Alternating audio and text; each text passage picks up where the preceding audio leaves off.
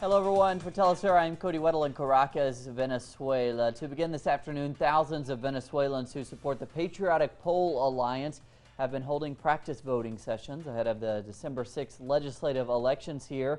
The alliance organized the drill to teach people details about the electoral process and to avoid some common voting mistakes. Now, Venezuelan President Nicolas Maduro says the Patriotic Poll Alliance is aiming to gather 10 million sympathizers for the next practice voting session. We are heading towards November 22, when we will have a second practice session, just 2 weeks ahead of Election Day. We're preparing for a perfect victory, so we need to prepare at least 10 million voters by November 22nd, but we need to work hard.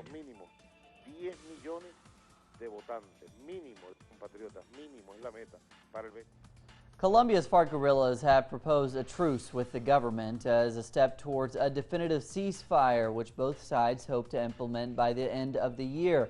Now, as peace talks continue in Cuba, the delegations of the FARC and the Colombian government have incorporated delegates from the Broad Front for Peace, a coalition of social movements and political leaders, which supports the peace process. The group is backing efforts that can lead to a bilateral ceasefire.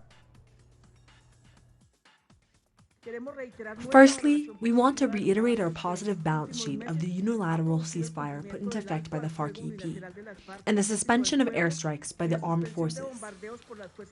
During the last few months, as observers, we have received calls from various communities and other sections of society asking for the measures to continue, for the army to cease its operations, and for a bilateral ceasefire to be declared as soon as possible. Secondly, the positive experience of these 6 unilateral ceasefires declared by the guerrillas means that we are redoubling efforts and measures to secure the latest ceasefire, which has been holding since July this year.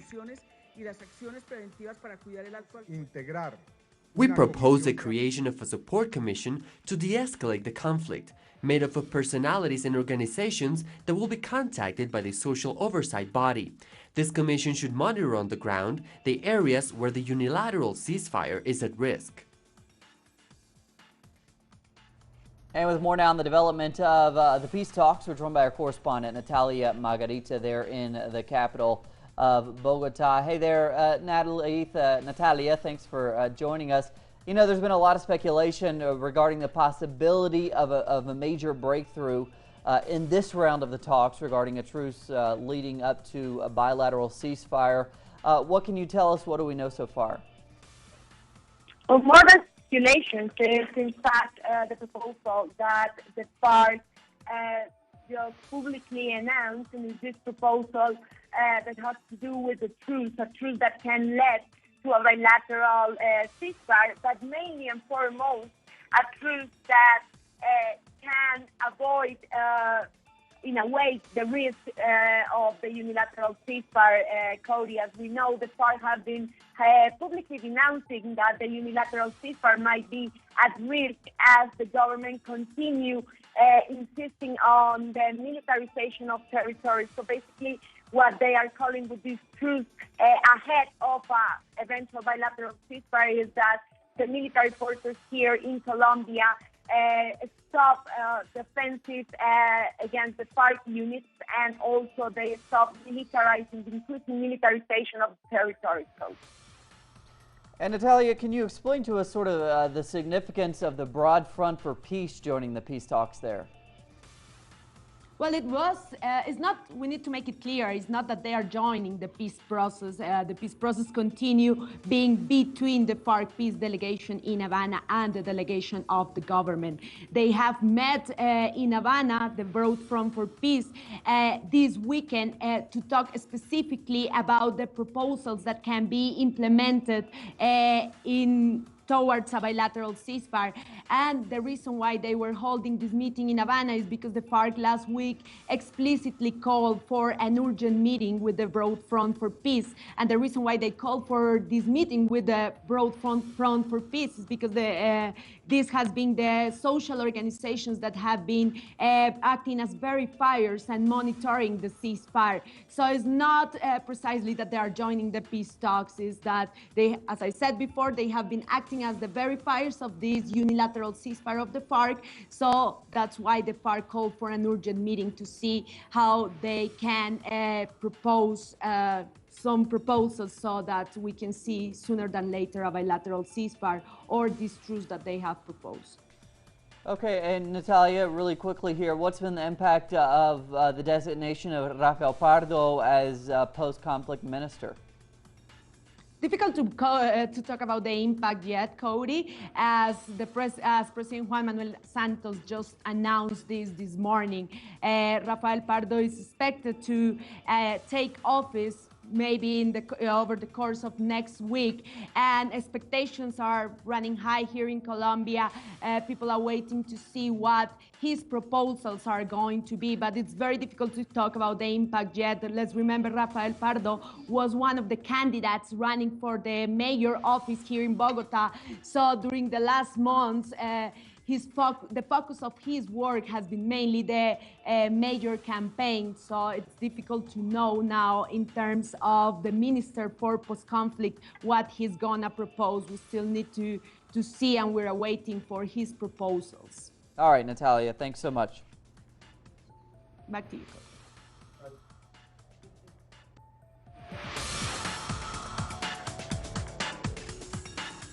The first ever trial in Ecuador for crimes against humanity is underway. A group of former generals and colonels and a retired policeman will be tried based on human rights violations committed against members of the Alfaro Vive Carajo guerrilla between 1985 and 1988. The victims were tortured and sexually abused by the officials. The events took place during the presidency of León Febres Cordero, in which widespread human rights abuses were reported. In Argentina now, the ruling Front for Victory Party's presidential candidate, Daniel Scioli, continues his campaign ahead of the second round of presidential elections on the 22nd of November. Scioli has been visiting important areas in Buenos Aires to share his proposals. The candidate attacked his opponent Mauricio Macri for remarks made last week by one of his top advisors, who suggested that a Macri government would privatize the state-controlled oil company YPF. Around 11,000 crocodiles are slowly dying of hunger on a farm in Honduras. Now, the owners say it's due to sanctions imposed by the United States. Now, the farm belonging to Jaime Rosenthal was left abandoned after the U.S. government imposed economic sanctions on the businessman there. So far, some 200 animals have died. The employees of the farm are requesting the government take control of the farm to avoid the death of more animals. Coming up on the south, we have some details on Catalan's landmark vote in Parliament on their quest to become independent. We'll have details on that when we come back.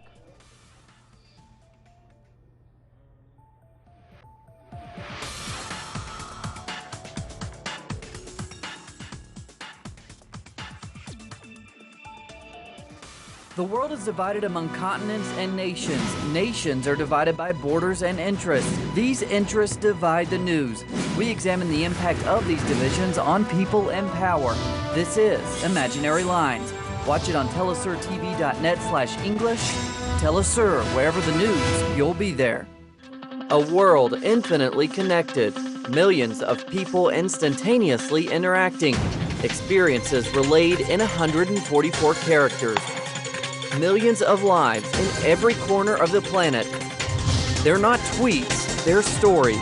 Watch it on telesurtv.net/English.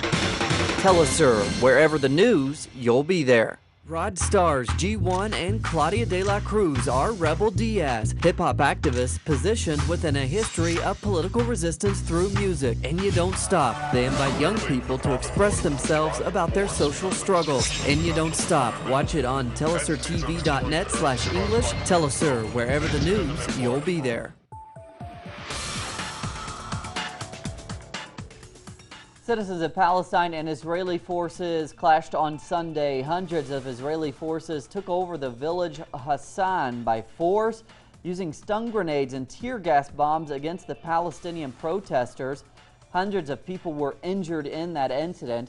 Now, Israeli forces reportedly took control of the area after a Palestinian girl allegedly attempted to stab an Israeli soldier.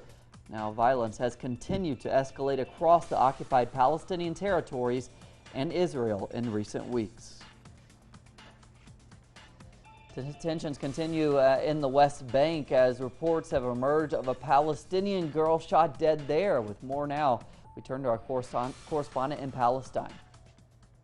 The situation continued to escalate around different cities in the West Bank this morning. The Palestinian medical sources reported that a Palestinian girl was killed near Qalandia checkpoint after the Israeli police claimed that she was trying to carry out an attack and stab an Israeli soldier. And this is a story that is so similar to what happened yesterday when a Palestinian girl was seriously injured after she stabbed an Israeli settler. Meanwhile, here in the Gaza Strip, the Israeli warplanes targeted a site in southern Gaza last night after a rocket was fired from Gaza, landed in southern Israel, causing no damage or injuries. The Syrian army recently gained ground and recaptured a village in the coastal city of Latakia from militant groups. Now, drone footage there shows the aftermath, there we're seeing the footage there, of the intense fighting between forces and the al-Qaeda-affiliated al-Nusra Front in the strategic region. The Syrian army has been gaining significant ground in the area in recent weeks with the assistance of a Russian aerial campaign. Gram village and the network of mountain roads surrounding it are now under Syrian government control. And an update on the campaign to be the next president of the United States now. Democratic candidate Bernie Sanders has slammed Republican Donald Trump for his comments about Mexican immigrants. For Donald Trump or anyone else in this country to refer to people from Mexico as rapists and criminals. That is not an American value. That is old-fashioned racism, and we will not tolerate it.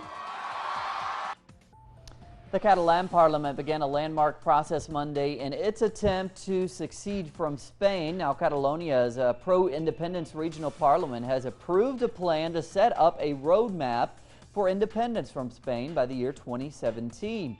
The resolution passed by 72 to 63 votes, and it calls for legislation to create a separate social security system and treasury from Spain. The Spanish government, headed by Mariano Rajoy, has announced it will be challenging the vote in Spain's constitutional court. The Swedish government says it is currently overwhelmed by the massive influx of migrants and refugees. Now, Sweden is expected to receive up to 360,000 new migrants in 2015 and 2016. Sweden's prime minister says the country can no longer take in refugees in the way it had before. Now, 1 in every 5 residents of Sweden is of foreign origin. The immigration ministry says that the government cannot guarantee housing to all refugees. Experts have reiterated such a claim in recent weeks. Croatia's conservative opposition has won the country's first parliamentary election since the country joined the European Union in 2013. The center-right coalition, led by the HDZ, won 59 seats, while the ruling alliance, led by the Social Democrats, won 56. However, both fell short of the 76 seats needed to obtain a majority in parliament. The most relevant parties will now have to negotiate who will be the next prime minister. On Sunday, 2 Serbian embassy employees were abducted in Libya's northwestern coastal city, Sabratha, while traveling in a convoy to Tunisia. One employee was in charge of communications there, while the other one was a driver. The kidnappers have not been identified yet and have not contacted the Serbian government regarding their demands. Campaigning kicks off in Burkina Faso ahead of November 29th presidential elections there. Now, it comes only weeks after a foiled coup attempt in that West African country. The landmark elections are meant to restore democratic rule and choose a successor to longtime leader Blaise Compaoré. Now, he was ousted in a popular uprising in 2014 after ruling the country for 27 years. 14 candidates are running for the presidency in what is expected to be a very closely contested contest. In an effort to end violence in Burundi, security forces there are conducting door-to-door searches to confiscate illegal firearms. Widespread unrest has continued there since April, when President Pierre Nkurunziza announced he would seek for a third term in office. This Saturday alone, 9 people were killed in a violent attack by men allegedly posing as police officers. Thousands have fled the country since the crisis began.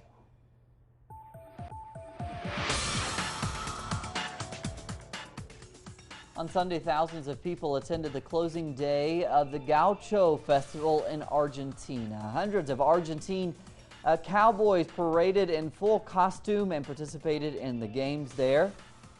Some of those games which entail holding on to a wild horse for about 6 seconds. Now, the tradition is more than 70 years old there, and it resembles somewhat of a grand-scale country fair.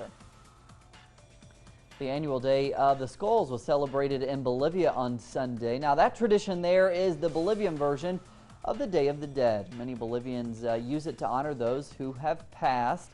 The event is centered in the capital of La Paz and brings out thousands of people bearing the decorated skulls of their family and friends, or that of strangers that they have taken from abandoned graves. Now, they believe that the skulls will bring them good fortune and protection. That's what we're covering on this Monday afternoon here from Caracas. Plenty more on all of those stories and others at our website, telesurtv.net/English. Also, please join us on our social media accounts, Instagram, Facebook, and Twitter. For Telesur English, I'm Cody Weddle. Have a great Monday. We'll see you back here in just a few hours.